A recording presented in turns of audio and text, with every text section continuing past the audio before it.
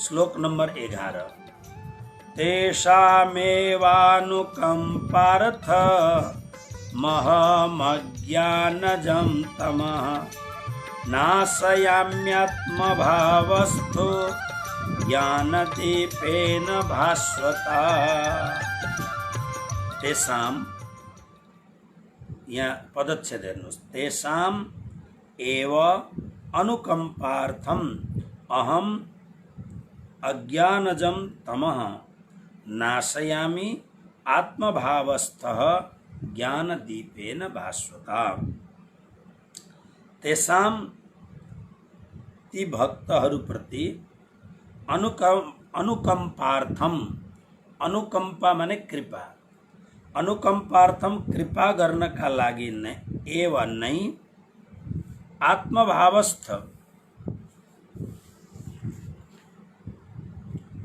आत्मभावस्थ भनेको ती भक्तहरूको आत्मभावमा स्थित भएको अहम म नै अज्ञानजम, अज्ञानबाट उत्पन्न हुने तमह अंधकारलाई भास्वता, चमत्कार एकदम चम्किलो, भास्वताको अर्थ एकदम प्रकाशमान, ज्ञान दीपेन, ज्ञान रूपी दीपक द्वारा नाशयामी, नष्ट गर्दछु। यसलाई बहुत मिठो श्लोक छ, यसलाई अझै राम्ररी ध्यान दिएर एकपल्ट यसको विश्लेषण गरौँ।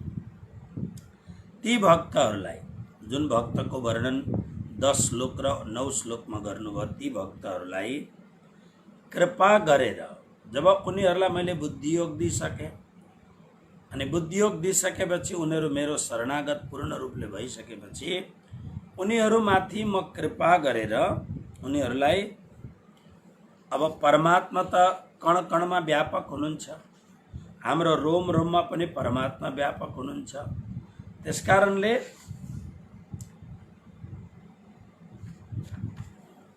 उनीहरूको स्वरूपमा स्थित भएको, यानी आत्मरूपमा स्थित भएको म नै आत्मरूपमा जागृत भएर, यानी अंधकार हट्यो, जागृत भएर अज्ञानबाट उत्पन्न हुने जुन अज्ञानको घोर अंधकार हो, त्यो घोर अंधकारलाई देदीप्यमान, भास्वताको अर्थ हो अत्यंत प्रकाशित, ज्ञान रूपी दीपक द्वारा नाशयामी, त्यो अज्ञान द्वारा उत्पन्न भएको अंधकारलाई म नाश गर्दछु। हामी बेलुका सेवा पूजा गर्दाखेरि के भन्छौँ? संध्या सुमरन आरती भजन भरोसे दास, मन सबाचा कर्मणा जुगल चरण की आस। श्वास श्वास निज नाम जपो, वृथा श्वास मत खोए, ना जानो इन श्वास को आवन होए न होए। तन दीपक मन ज्योति करूं, प्रेम घृत लौलाए, शोभा लख श्री राज की, आरती करूं चितलाए। कस्तो प्रकाश! भगवान बुद्धले धम्म पदमा के भन्नुभयो? आत्मदीपो भव, तिमी आफू नै दीपक बन, दीपक स्वरूप बन। यानी तिम्रो भित्र नै अंधकार व्याप्त छ भने त्यो भित्रको अंधकारलाई नाश गर्नका लागि तिमी स्वयं दीपक स्वरूप बन भन्नुको अर्थ अपदीपो भव, यानी आत्मदीपो भव। यसको अर्थ यो पाली भाषामा अपदीपो भव भनेको तिमी आफू दीपक स्वरूप बन। किन भन्दा तिमी को हो भन्दा तिमी त आत्मस्वरूप हो। आत्मस्वरूप भनेको के हो भन्दा तिमी परमात्माको अंश हो। परमात्मा कस्तो हुनुहुन्छ? सत्य चेतन आनन्दमय हुनुहुन्छ। परमात्मामा सत्य छ, असत्य टिक्न सक्दैन। परमधाममा चैतन्य, परमात्मामा चैतन्य छ, त्यसकारणले अंधकार अज्ञान टिक्न सक्दैन। परमधाममा परमात्मामा आनन्द छ, तसर्थ संसारका अनेक प्रकारका जुन बाधाहरू हुन् तिनले तिमीलाई दुःख पुर्याउन सक्दैन। त्यो सच्चिदानन्द स्वरूपको सानो अंश भाव तिमी हो र भगवान हुनुहुन्छ म नै भित्रबाट तिमीलाई अत्यन्त प्रकाशमान ज्ञान रूपी प्रकाश दीपकद्वारा त्यो भित्र उठेको अज्ञान रूपी अन्धकारलाई नाश गर्दछु। धेरै कुराहरू छन् जो सन्त साहित्यमा महापुरुषहरूले लेख्नुभएको छ। अब हेर्नुहोस्, यसको अलिकति हामी अनुशीलन गरौँ। दुईटा योग छन्, कर्म योग र ज्ञान योग। यी दुईटै नै भगवत प्राप्तिका लागि यानी भक्ति योगका लागि यी दुईटै नै साधन हो। कर्मयोग पनि ज्ञान योग पनि यी दुईटा साधन बुझ्नुभयो। जस्तो यो शरीर साधन हो, साइकिल साधन हो, मोटरसाइकिल साधन हो, गाडी साधन हो, स्कुटी साधन हो, त्यसरी नै कर्मयोग र ज्ञान योग दुईटै साधन हो। भक्ति योग के हो? साध्य हो। भक्ति योग प्राप्त भयो भने बस सबै कुरो पूर्ण हुन्छ। भगवान के भन्नुहुन्छ? ददामि बुद्धि योगम, जुन 10वां श्लोकमा म बुद्धि योग दिन्छु तिमीलाई। बुद्धि योगको अर्थ हो ज्ञान योग। सांख्य योग पनि भन्दा हुन्छ। ज्ञान योग म दिन्छु तिमीलाई। अब ज्ञान दीपेन भास्वता, ज्ञान दीप द्वारा, ज्ञान रूपी दीपक कस्तो भन्दा अत्यंत प्रकाशित ज्ञान रूपी दीपक द्वारा। अब ज्ञान रूपी दीपक द्वारा को अर्थ के हो भन्दा अपरा प्रकृति र परा प्रकृति दुईटै भगवान का स्वरूप हुन्। अनि भगवानले कृपा गरेर आफ्नो भक्तलाई अपरा प्रकृति यानी जो अपरा भनेको सानो जड, अपरा प्रकृति द्वारा कर्मयोगलाई र परा प्रकृति द्वारा जुन परा प्रकृति जो हुन्छ त्यसद्वारा ज्ञान योग, यो दुईटै म प्रदान गर्दछु भक्तलाई। अब यो दुईटै प्रदान गर्दाखेरि के हुन्छ त भन्दाखेरि कर्मयोगको प्रापणीय वस्तु के हो? यानी कर्मयोग द्वारा पाउनु पर्ने तत्व के हो भन्दा निष्काम भाव। कर्मयोग दुईटा हुन्छ, एउटा निष्काम कर्मयोग भयो अनि एउटा सकाम कर्मयोग भयो। सकाम कर्मयोगको कुरो भइसकेको छ। कुनै वस्तुको अपेक्षा राखेर जो कर्म गरिन्छ त्यो सकाम कर्मयोग भयो, त्यो बन्धनको कारक हुन्छ। तर निष्काम कर्मयोग कर्म पनि हुन्छ, संसारको लागि त्यसले भलो पनि गर्दछ, तर त्यो कर्म जुन निष्काम कर्मयोग हो पछि गएर परमात्मा प्राप्तिको लागि साधन बनिन्छ।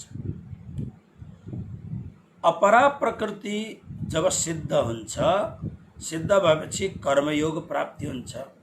अनि परमात्मा द्वारा दिएको जुन कर्मयोग हो त्यो कर्मयोग द्वारा के प्राप्त हुन्छ भन्दा निष्काम कर्मयोग। यानी हामी परमात्माको भक्ति गर्दछौँ, हामी कर्म कुनै पनि प्रकारको हामी सेवा शुश्रूषा गर्दछौँ, त्यसमा त्यो सेवा शुश्रूषामा हाम्रो कोही पनि अपेक्षा हुँदैन, निष्काम भावना त्यसबाट हुन्छ। बुद्धि योग दिन्छु म भनेर भगवानले भन्नुभएको छ। बुद्धि योग दिनुको अर्थ के हो भन्दा ज्ञान योग प्रदान गर्नु।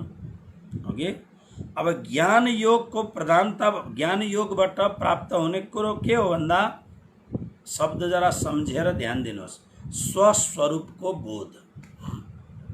दुईटा कुरा, हामी शरीर प्राप्त गरेको छ हामीले, अनि धेरै खेप यस विषयमा चर्चा भएको छ।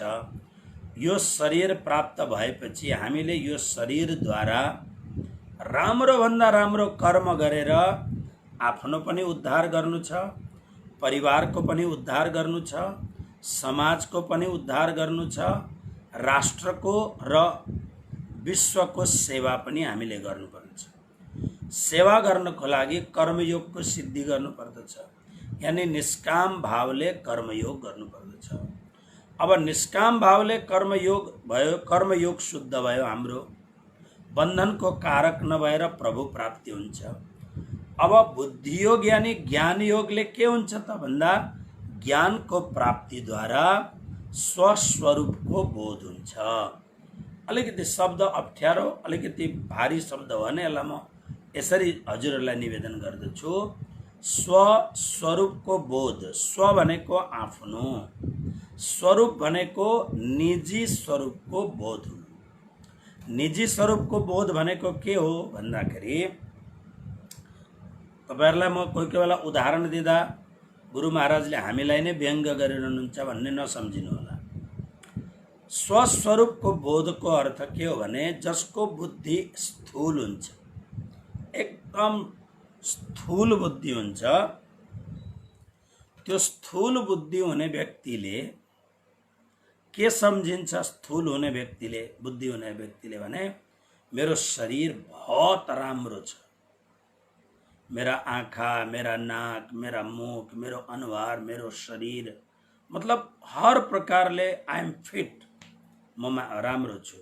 र 10 जनाको सामने 10 जना साथमा मैले फोटो खिचाउँदाखेरि म अलग्गै देखिन्छु, किन? म सुन्दर छु, म राम्रो छु, सुडोल छु।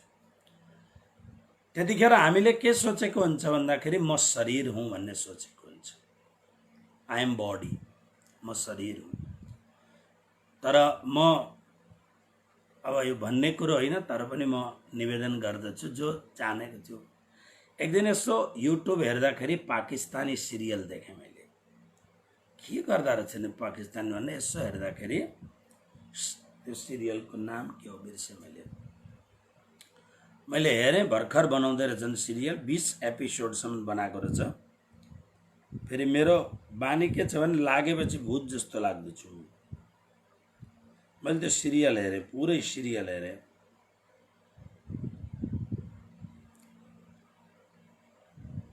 त्यो सिरियलमा एउटा खास कुरो मैले के देखेँ भने आफ्नो शरीरलाई नै सब कुछ हो भन्ने मान्नु। म शरीर हुँ, म त्यसमा मैले त्यसको अर्थघटन मैले गरेँ, म शरीर हुँ।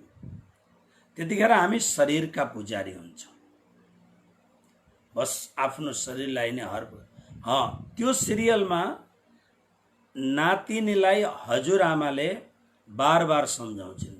नातिनी मिराल नाम गरेकी केटी नातिनी, उसकी हजुरआमा, अनि त्यो हजुरआमाले त्यो अत्यन्त घमण्डी आफ्नो रूपले, आफ्नो जवानीले र अत्यन्त पैसावाला घरकी छोरी भएको हुनाले, बाउले अतिशय माया गरेको हुनाले अत्यन्त घमण्डको शिखरमा कसैलाई केही गन्दै नगर्ने, त्यसले गर्दा जसलाई पनि अपमान गर्ने, घरकालाई पनि बाहिरकालाई पनि कसैलाई पनि अपमान गर्ने।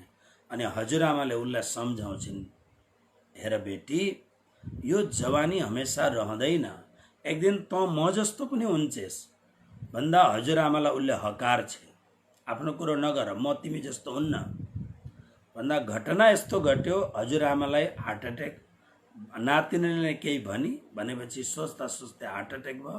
हार्ट एट्याक भएपछि हस्पिटलमा एडमिट भए। एडमिट हुँदाखेरि अनि नातिनीलाई आमाले भनिन्, हजुरआमा एडमिट हुनुहुन्छ, चाँडोभन्दा चाँडो हजुरआमाको मेडिकल फाइल लिएर आऊ। मेडिकल फाइल निकाल्नका लागि हजुरआमाको सानो एउटा पेटी छ, बक्स छ, त्यो खोलेर त्यो मेडिकल फाइल निकाल्दाखेरि त्यहाँबाट 5-10 वटा फोटाहरू झर्दाखेरि एउटा फोटो हजुरआमाको जवानीको फोटो देख्दा ठ्याक्कै उही जस्तो फोटो, ऊभन्दा पनि राम्रो फोटो, छक्क पर्यो। फाइल लिएर गएपछि ट्रिटमेन्ट हुन थाल्यो। हुँदै लास्टमा हजुरआमा बौरिन्, कोमामा गएको हजुरआमा बौरेपछि अनि छेउमा गएर त्यो फोटो देखिएपछि हजुरआमाप्रति उसको अगाध श्रद्धा भयो, विचारमा पुगिन् र छेउमा गएर हजुरआमालाई यसो गालामा हात राख्दै गर्दाखेरि उनी जागेर आँखा हेरेर मुसुक्क हाँसिन्, सुनिन्, अनि उनले इसारा गरिन् के छ भन्दा अनि उनले त्यतिखेर त्यो नातिनीले भन्दछिन्, साँच्चै कुरो भन्नुभयो, तपाईँले जवानीमा तपाईँ मभन्दा पनि राम्रो हुनुहुन्थ्यो भन्दा ती हजुरआमा मुसुक्क मुस्कुराइन्, बस आँखा बन्द भयो अनि उनी मरिन्। यति घटनाले त्यो मिरालको जीवन पुरै परिवर्तन गरिदिन्छ। मतलब के हुन्छ भन्दा मान्छे जो छ शरीरको पुजारी हुन्छ। म शरीर हुँ, स्वस्वरूपको बोध के हो त्यो बुझ्नुहोस्। तर अलिकति पनि बिमारी भयो, शरीरमा उकचुक भयो भने मान्छे बडा विचित्र हुन्छ। एउटा अलिकति नमिठो खालको उदाहरण छ, त्यसलाई म सम्झाउँछु, ध्यान दिएर सुन्नुहोस्। एउटा राजा घुम्दै घुम्दै जाँदा एउटा गाउँमा पुग्यो। त्यो गाउँमा एउटा कुनै ब्राह्मण या कसैको सुन्दर घर, झोपडीनुमा घर। त्यो घरमा पुगेको बेला राजाले के देख्यो, राजकुमारले के देख्यो भने त्यो घरमा अतिशय सुन्दर एउटी कन्या छिन्, बहुतै सुन्दर, अपरम्पार सुन्दर। राजकुमारलाई इच्छा भयो यो केटीलाई म लिएर जान्छु। त्यो जमाना माग्दा दिएनन् भने हरण गरेर लान्थे। कसले बोल्न सक्ने राजा राजकुमारलाई, सबैलाई थाहा भएको कुरा छ। अनि उसले भन्यो म त तिमीलाई लान्छु भन्दाखेरि अब ऊ खुसी भएनन्, किनभने राजकुमारको कल्चर अर्कै, आफ्नो घरको अत्यन्त सात्विक कल्चर। अब यो मान्छेले मलाई पिताजीले दिनुहुन्न, मलाई लुटेर भए पनि लान्छ यसले र मलाई भोगको सामग्री बनाउँछ। र ती कन्याले अत्यन्त प्रेमपूर्वक बुद्धिमती थिइन्। उनले भनिन् हजुर 1 महिनापछि आउनुहोस्, 1 महिनासम्म मेरो सामान्य एउटा अनुष्ठान छ, त्यो सक्दछु, सकेपछि अनि म तपाईसँग जान्छु। हुन्छ। अब उसलाई त दिनरात निन्द्रै लाग्दैन, यति अनिन्द्य सुन्दरी, अपूर्व सुन्दरी 1 महिनापछि आयो। आउँदाखेरि त्यो झोपडीमा कोही पनि छैन, एउटा मर्न आँटेको एउटा मान्छे, आइमे मान्छे।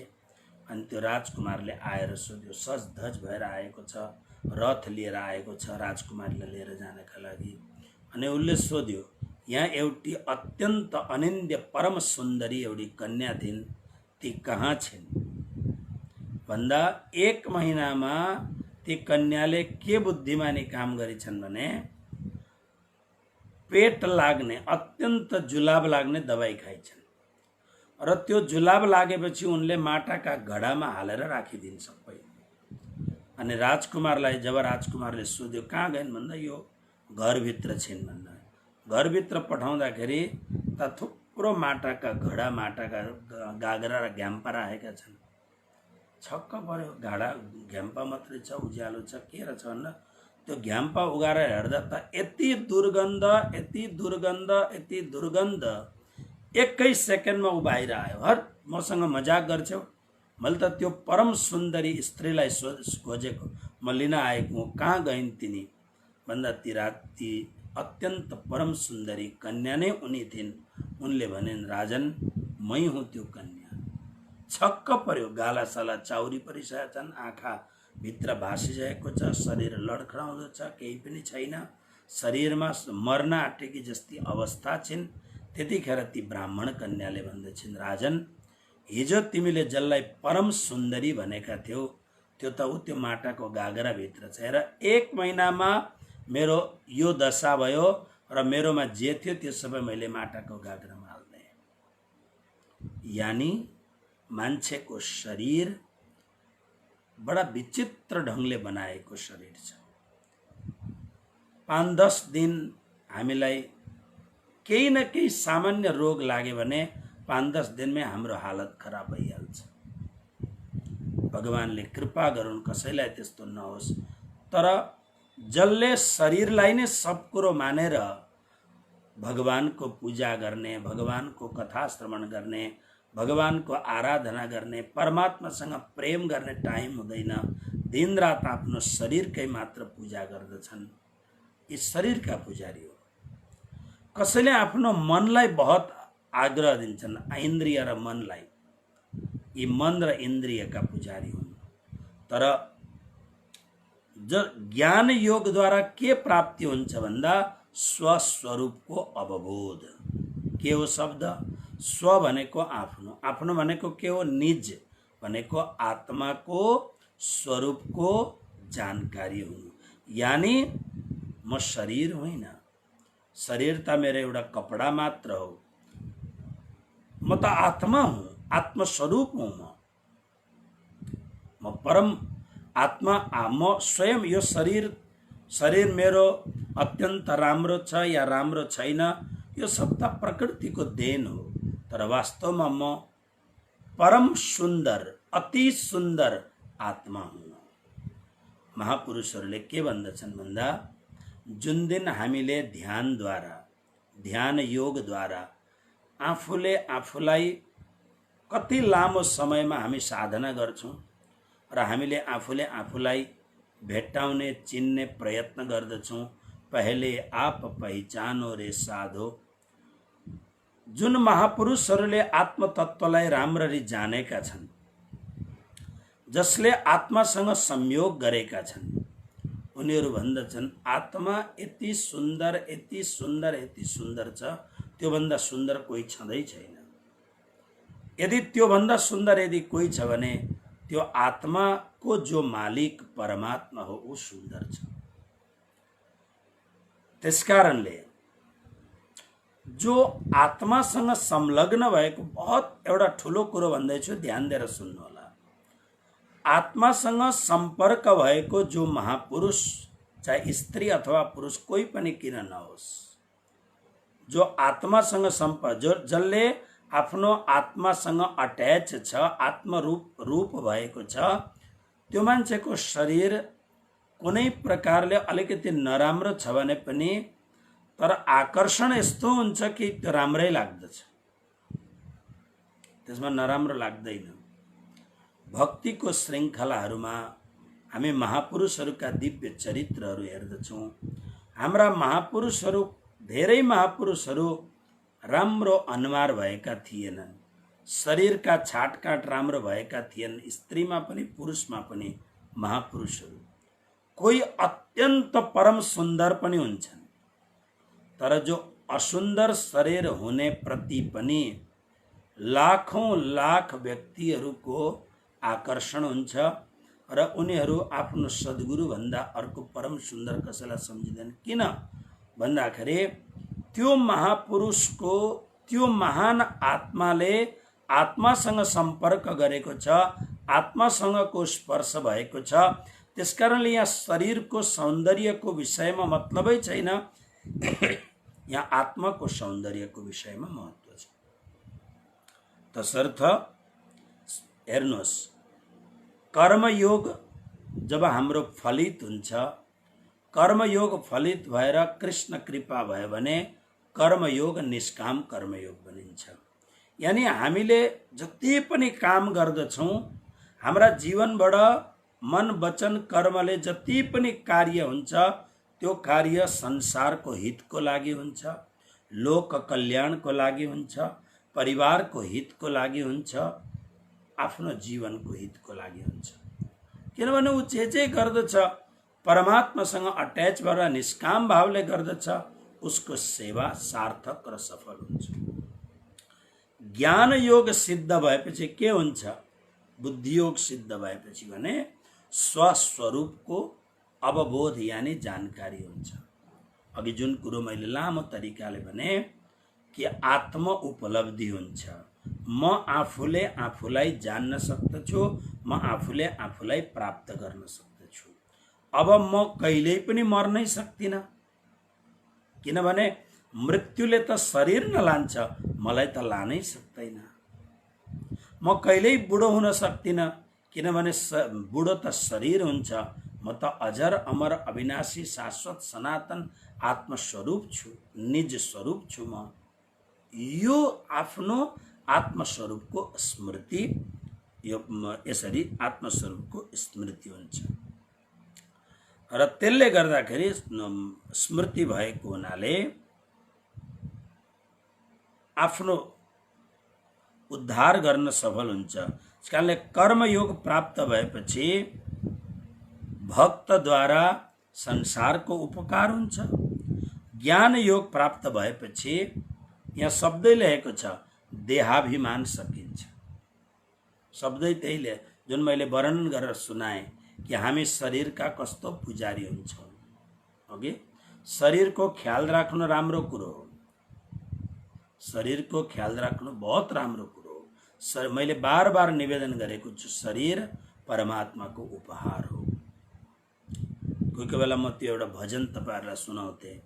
नन्हा सा फूल हूँ मैं, चरणों के धूल हूँ मैं, आए हूँ मैं तो तेरे द्वार, प्रभु जी मेरी पूजा करो स्वीकार। यसै भजनमा अगाडि छ कि प्रभु सूरज सी शान पाऊं, चंदा सा मान पाऊं, इतना तो दे दो उपहार। यो जीवन, यदि यस जीवनलाई सही काममा हामीले लगायौं भने यो जीवन उपहार स्वरूप हुन्छ, परमात्माको गिफ्ट हो। यसकारणले यसको संरक्षण गर्न, यसलाई राम्रो बनाउन हाम्रो दायित्व पनि हो, कर्तव्य हो। त्यसकारणले संस्कृत साहित्यमा लेखेको छ, शरीर माध्यम खलु धर्म साधनम। शरीर छ भने हामी भजन, पूजन, स्मरण, सेवा इत्यादि गर्न सक्दछौँ। तर यसको अर्थ यो होइन कि हामी शरीरलाई नै दिनभरि शरीरकै पूजा गरिरहौँ हामी। र कर्मयोग सिद्ध हुँदाखेरि संसारको उपकार हुन्छ। किन? कर्मयोग सिद्ध भएको, सिद्धि प्राप्त गरे, कर्मयोग रूपी सिद्धि प्राप्त गरेको त्यो भक्तले जे पनि काम गर्दछ उसको कामले उसको आफ्नो परिवारको र संसारको भलो गर्दछ, निष्काम भावले गर्दछ। ज्ञान योग जसको तयार हुन्छ त्यो ज्ञान योगद्वारा हाम्रो भित्र लागेका जुन उपाधिहरू हुन्, जसको देहाभिमान, गेहाभिमान इत्यादि उपाधिहरू, यानी शरीरको अभिमान समाप्त भएर स्वस्वरूपको अवबोध यानी आत्म तत्वको प्राप्ति हुन्छ। र बुद्धि योगको अर्थ यही नै हो कि स्वस्वरूपको प्राप्ति हुनु नै बुद्धि योगको अर्थ हो। र भगवान श्री कृष्ण यो दुईटा श्लोकमा भन्नुहुन्छ, हे अर्जुन, जसलाई म अत्यन्त कृपा गर्दछु, 10वां श्लोकमा मैले कृपा गरेपछि उसलाई म बुद्धि योग दिन्छु। अनि 11वां श्लोकमा भगवानले भन्नुभयो, म त्यो परम भक्तलाई अत्यन्त करुणा गरेर, कृपा गरेर, उसको हृदयमा प्रवेश गरेर ज्ञान रूपी दीपक द्वारा, परम प्रकाशमान ज्ञान रूपी दीपक द्वारा अनंत अनंत जन्मदेखिको घोर अज्ञान रूपी अंधकारको म स्वयं नाश गरिदिन्छु। अब अंधकार नाश भएपछि के भयो भन्दा प्रकाश भयो। प्रकाश प्राप्त गरेपछि अनि के भयो त भन्दा सम्पूर्ण कुरो संसार के हो, शरीर के हो, म के हुँ र मेरो परमात्मा को हो, यसको पूर्ण जानकारी हुन्छ। हाम्रो परम आदरणीय जिज्ञासु एकजना भक्तले मलाई एउटा भाव लेखेर पठाउनु भयो र भाव, अब यो जुन भाव लेखेको छ व्यङ्ग्यात्मक हो या त सहज भावमा यो लेखिएको हो त्यो म भन्न सक्दिनँ। तर बहुत सुन्दर एउटा भाव के लेखेको छ भने, मैले प्राय दुईटा कुरो गीतामा गर्दछु। दुईटा कुरो के गर्दछु भने, एउटा त स्वकर्तव्य, आफ्नो कर्तव्यको पालन गर्ने, आफ्नो धर्मको स्वधर्मे निधनम श्रेय परधर्मो भयावह, आफ्नो धर्मको पालन गर्नु परधर्म भयावह हुन्छ, परधर्म डरलाग्दो हुन्छ, स्वधर्मको पालन गर्नु। र अर्को सेम टाइममा एउटा अर्को पनि कुरो के भन्छु भने, जीव मात्रको परम कल्याण, परम मुक्ति त कृष्णलाई प्राप्ति गर्दा मात्र हुन्छ। अब यहाँ कुरो के भयो भन्नुहुन्छ भने, अलिकति बुद्धि लगाएर सोच्दाखेरि मेरा शब्दहरू कन्ट्रोभर्सी शब्दहरू छन्, मेरा शब्दहरू अलिकति भ्रम पैदा गर्ने जस्ता शब्द छन्। एउटा मान्छे जसले आफ्नो वर्षौंदेखि कुलको पूजा गरिरहेको छ। एउटा मान्छेले आफूले आफ्नो परम्पराबाट बाउ आमाबाट गाउँमा हुँदाखेरि गाउँको मान्छेहरूबाट जुन पूजा पाठ सिकेको छ र अथवा त हिँडडुल गर्दाखेरि कहीँबाट केही सुनेर सिकेको छ, उसले वर्षौंदेखि त्यो गरिरहेको छ, उसलाई त्योसँग प्रेम छ, त्यो कुरासँग जुन पूजा पाठ उ गर्दैछ। तपाईहरुमा पनि यस्तो कुरो बित्न सक्दछ, ध्यान दिएर सुन्नुहोस्। त्यसकारणले आफूले गरिरहेको, आफूले वृन्दावन जाँदाखेरि एउटा मूर्ति भेटेर ल्याउनु भयो तपाईले, हरिद्वार जाँदाखेरि अर्को कुरो लिएर आउनु भयो तपाईले, बनारस जाँदाखेरि अर्को कुरो भेट्नुभयो त्यो लिएर आउनु भयो तपाईले, दामोदर कुण्ड जानुभयो भने त्यहाँबाट अर्को कुरो भेटेर ल्याउनु त्यो ल्याउनु भयो, मुक्तिनाथ जाँदाखेरि एउटा अर्को कुरो भेट्नुहुन्छ त्यो ल्याउनु भयो। अब तपाईहरु अलिकति समाजको एउटा हुने खाने मान्छे हुनुहुन्छ, कोही पोस्टमा पदमा अधिकारमा तपाई हुनुहुन्छ भने कुनै सन्त महात्माका पासमा जाँदा आशीर्वाद प्रसादको रूपमा कुनै सन्त महात्माले केही दिए त्यो पनि लिएर आउनुभयो र वर्षौंसम्म यी कुराहरूलाई आफ्नो धर्म मानेर यिनीहरूको पूजा, यिनीहरूप्रति आस्था छ। अब मैले भगवत गीताको विषयमा एउटा कुरो बार-बार भन्दछु, स्वधर्ममा निधनम भनेको मर्नु श्रेष्ठ छ, तर परधर्म कहिले पनि स्वीकार गर्नु हुँदैन, भयावह हुन्छ।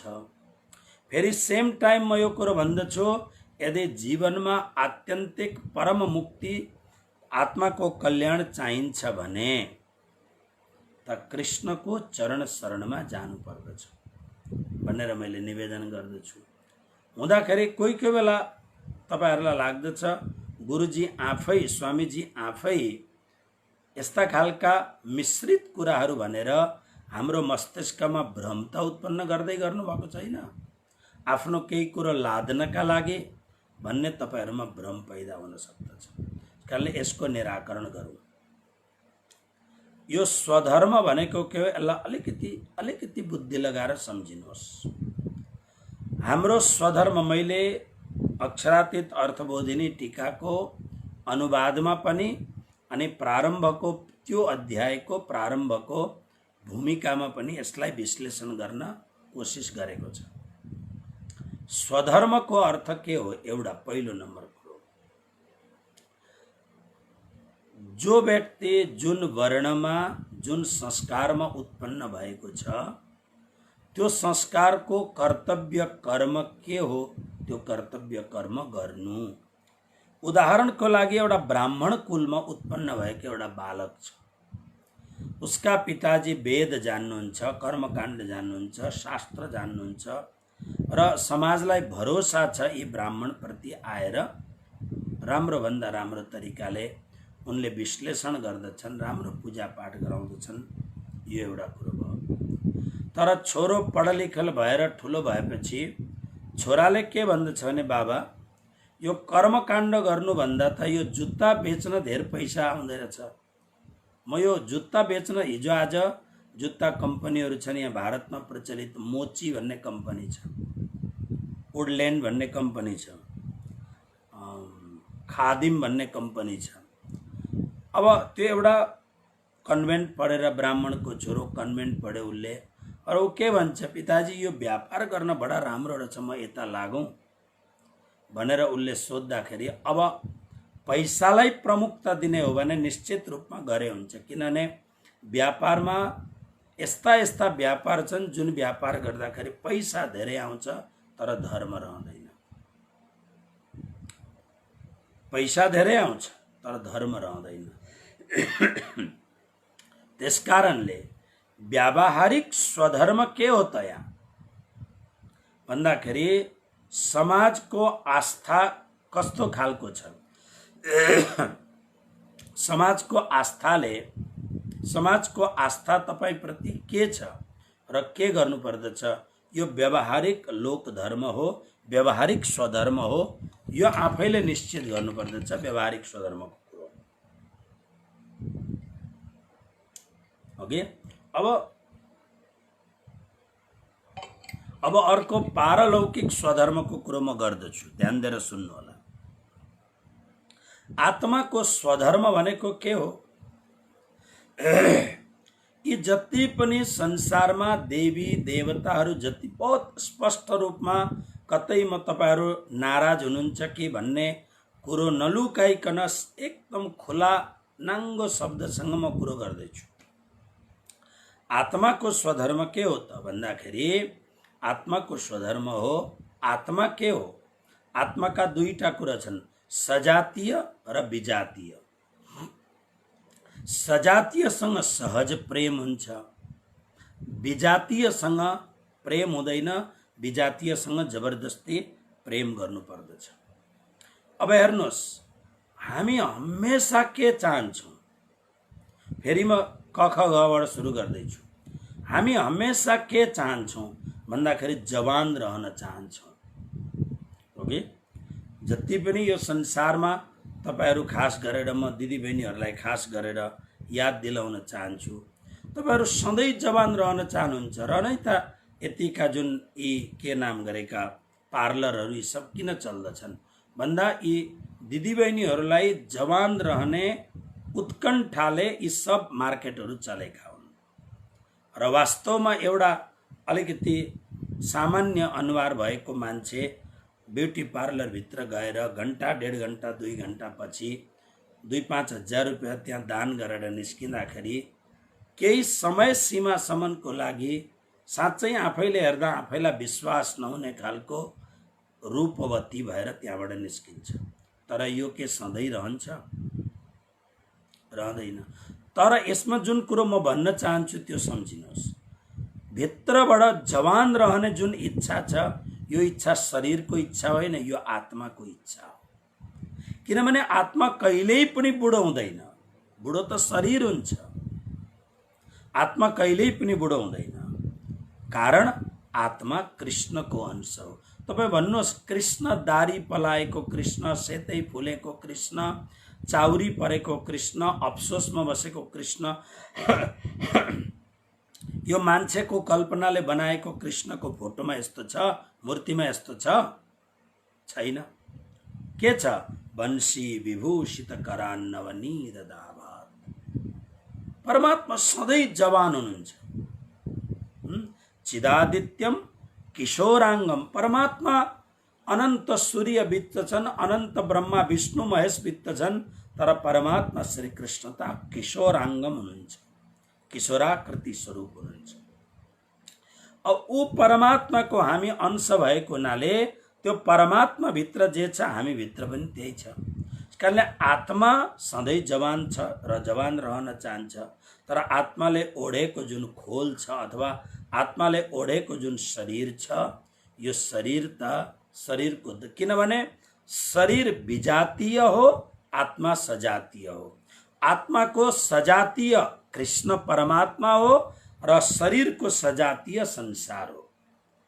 त्यसकारण जसरी सूर्य बिहान खिल्दाखेरि बालक सूर्य हुन्छन्, कति राम्रो, जुवान हुँदाखेरि प्रखर सूर्य हुन्छन् र साँझ परेपछि बुढो सूर्य हुन्छन्, पहिले हुन्छन् सूर्य। जीवन त्यस्तै छ। ओके, हामीमा त्यो भा हामी कहिल्यै पनि असन्तुष्ट रहन चाहदैनौँ, हमेशा मस्त रहन चाहन्छौँ। तर प्राय त्यस्तो हुँदैन। संसारका काहीँ न काहीँ परिस्थितिहरूले हामीलाई भित्र गडबड बनाइरहेको हुन्छ। साना साना कुराले हामीलाई असन्तुष्ट बनाएको हुन्छ, साना साना कुराले हामीलाई तकलिफ दिइरहेको हुन्छ। तर हामीलाई किन त्यो सब कुरो चाहिँदैन भन्दा त्यो सब कुरो नचाहनुको अर्थ हो आत्मा हमेशा नित्य सन्तुष्ट छ आत्मा। तर यो शरीर र यो मन चित्त बुद्धि अहंकारले युगौं युगौंदेखि घेरिएको हुनाले हामी असन्तोषको शिकार हुन्छौँ। हामी अशान्ति चाहदैनौँ। ओके, हामी अशान्ति चाहदैनौँ, शान्ति चाहन्छौँ। तर पनि खोजी खोजिकन अशान्ति हामीलाई नै खोजी खोजिकन आउँछिन्। तर हामी चाहदैनौँ। किन भन्दा आत्मा अशान्त छैन। आत्मा गीतामा तपाईले पढ्नुभयो नि, प्रशान्त मनसम हेनम योगिनम सुखमुत्तमम इत्यादि श्लोकहरूमा। त्यसकारणले आत्माको स्वधर्म के हो? आनन्द। आत्माको स्वधर्म के हो? सत्य। आत्माको स्वधर्म के हो भने एकमात्र मूल स्वरूप आफ्नो परमात्मासँगको संलग्नता हो। तर जब हामी आत्माको मूल स्वभावमा मूल स्वरूपदेखि विचलित भएर नाना थरी यो संसारमा साना साना इच्छालाई पूरा गर्नका लागि हामी संसारमा भट्किन्छौँ र भट्किएर हामीले जानेका, हामीले बुझेका अथवा हामीमा अरूले हामीलाई थोपिदिएका यी पूजा पाठ यी सबले गर्दाखेरि के हुन्छ भन्दा हामी सजातीयमा नगएर विजातीयमा जान्छौँ। हामी उद्धारको बाटोमा नगएर हामी पुनः 84 लाखको बन्धनमा पर्ने बाटोमा हामी जान्छौँ। त्यसकारणले आत्मालाई आत्माको दृष्टिकोणले हेर्दा यो विधर्म हो। यो स्वधर्म, स्वधर्मे निधनम श्रेय। आत्माको स्वधर्म हो आफ्नो मूलमा अट्याच हुनु। आत्माको परधर्म के हो भन्दा मूल स्वरूपबाट विचलित भएर अन्यतिर लाग्नु, यो आत्माको परधर्म हो। त्यसकारणले यहाँ जुन मलाई लेखेको छ गीतामा, आफ्नो धर्म श्रेष्ठ, अरूको धर्म डरलाग्दो हुन्छ भनिएको छ। व्यवहारमा आफ्नो धर्म छोडेर हाम्रो धर्म धारण गर भनिन्छ। यो विरोधाभास भएन? जिज्ञासा। यो व्यङ्ग्यात्मक यहाँ सोधाइ छ कि मैले बार बार कुरो गर्दाखेरि, किनभने म पुरोहित होइन, म पण्डित होइन, मलाई तपाईहरू खुसी हुनुहोस् भन्ने मलाई कोही चाहना छैन। तपाईहरू सत्यनारायण पूजा गर्नुहुन्छ, गर्नुहोस् गर्नुहोस् भनेर तपाईहरूलाई म भन्दिनँ। तपाईहरू माटो पानी पत्थर के को पूजा गर्नुहुन्छ, तपाईहरू गर्नुहोस् गर्नुहोस् भनेर म भन्दिनँ। किनभने मेरो ड्युटी तपाईहरूलाई खुसी बनाउने होइन। मेरो ड्युटी के हो भन्दाखेरि मैले जानेको जुन कुरो छ, मैले गुरु कृपाबाट र आजसम्मको जीवनमा मैले जे जानेको छु त्यो खुल्ला शब्दमा भगवत गीताको आधार लिएर मैले तपाईहरूलाई सुनाउँदैछु। त्यसकारणले तपाईहरूले जे गर्नुहुन्छ त्यो तपाईहरूले जस्तो एउटा के अरे दसैँमा एउटा कसाईले बाख्रो काट्न तयारी गर्यो र पुरोहितलाई भन्छ, पुरोहितजी ल अब काट्ने तयारी भयो, त्यसकारणले पूजा गरिदिनुहोस्। अब त्यतिखेर त्यो ब्राह्मणले आफ्नो स्वधर्म के सम्झिन्छ भन्दा यो कसाईले बाख्रो लिएर आयो, यो कसाई मेरो शिष्य अथवा यो मेरो यजमान हो, मैले पूजा गरिदिएपछि यजमानसँग मेरो जो स्वधर्म छ, मेरो यो स्वधर्म भयो भनेर यजमानलाई खुसी बनाउनका लागि त्यो पुरोहितले पूजा गरिदिन्छ भने म यसलाई, म एउटा शास्त्रीय व्यक्ति भएको हुनाले म यसलाई स्वधर्म मान्दिनँ। भले त्यो पुरोहितले स्वधर्म मानोस्, तर म यसलाई पुरोहितले गरेको जघन्य अपराध सम्झिन्छु। यसलाई म स्वधर्म मान्दिनँ।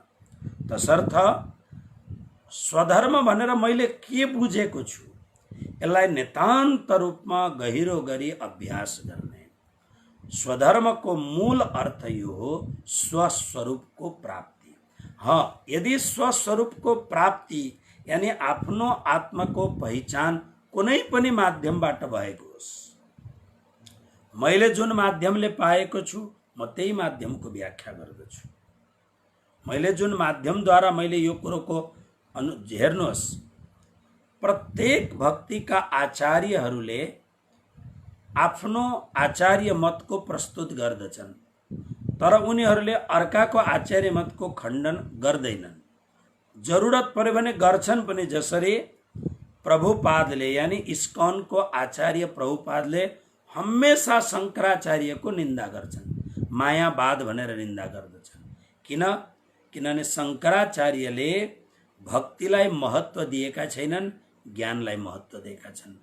अब चैतन्य महाप्रभुले ज्ञानको उपयोगिता भक्तिमा सिद्ध हुन्छ भनेर चैतन्य महाप्रभुले भन्नुभएको छ। चैतन्य महाप्रभुको परम्परामा प्रभुपाद भएको हुनाले उनीले एउटा मण्डन गर्दछन्, एउटा खण्डन गर्दछन्।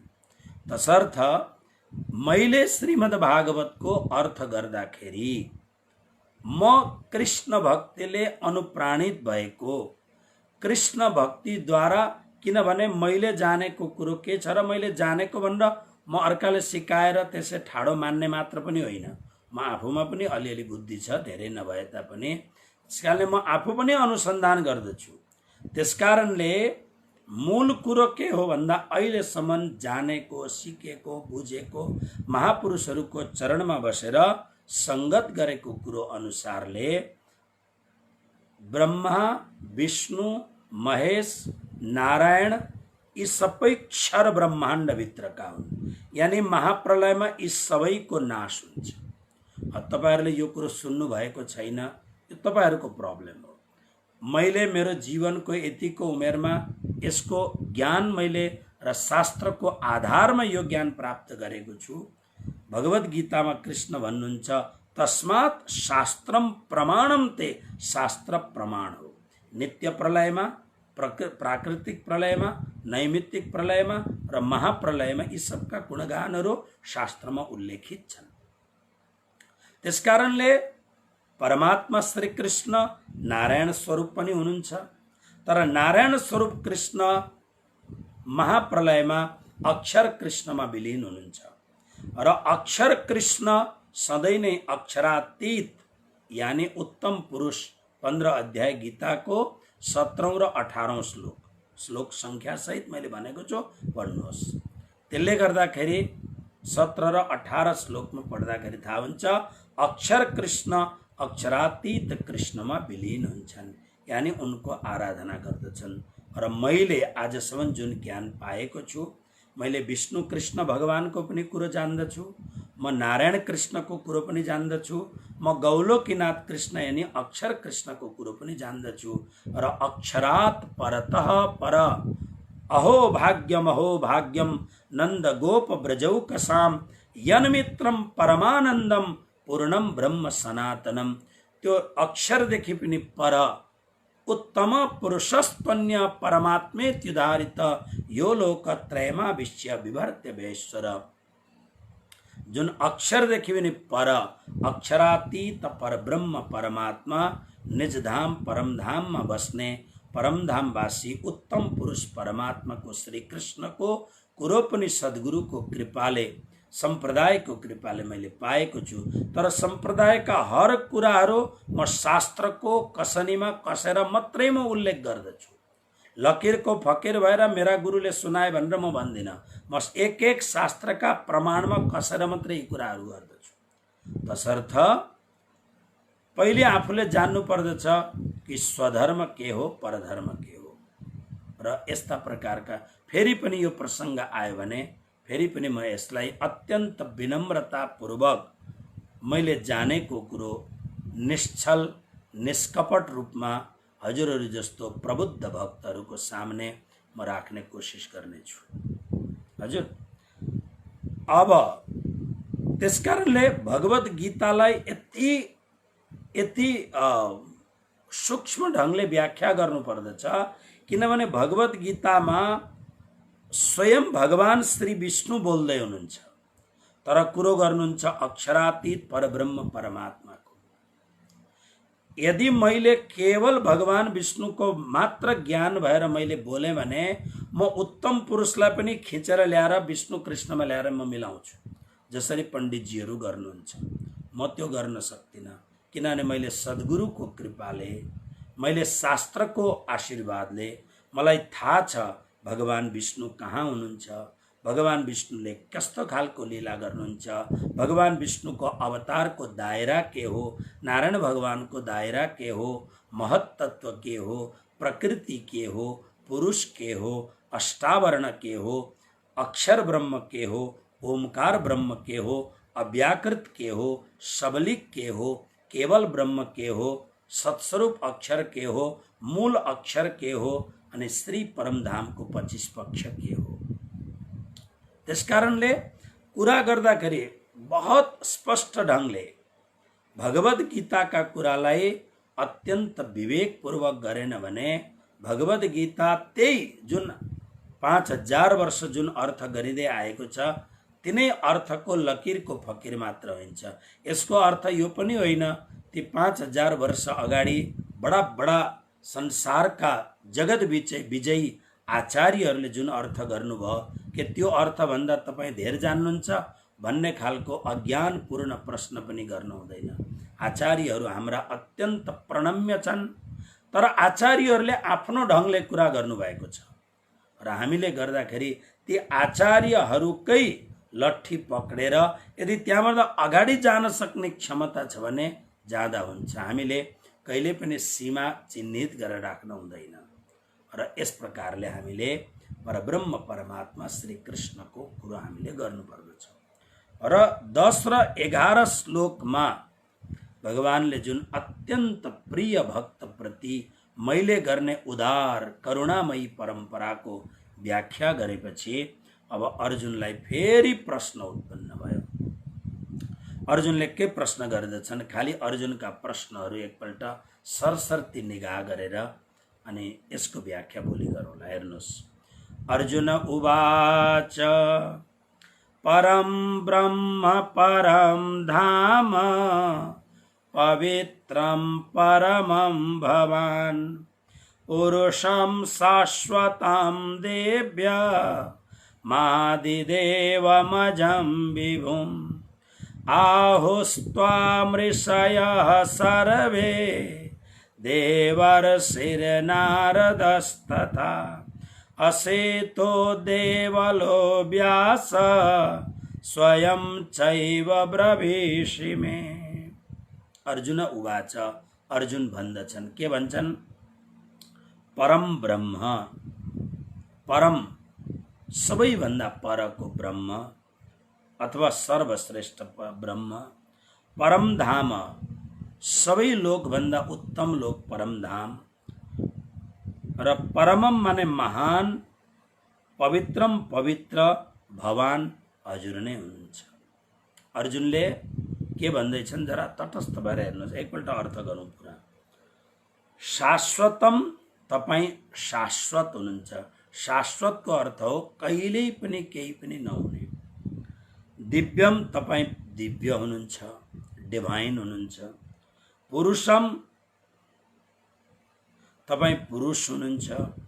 आदिदेवम, आदिदेव हुनुहुन्छ। अजम, अजन्मा हुनुहुन्छ, यानि कहिले जन्म हुँदैन।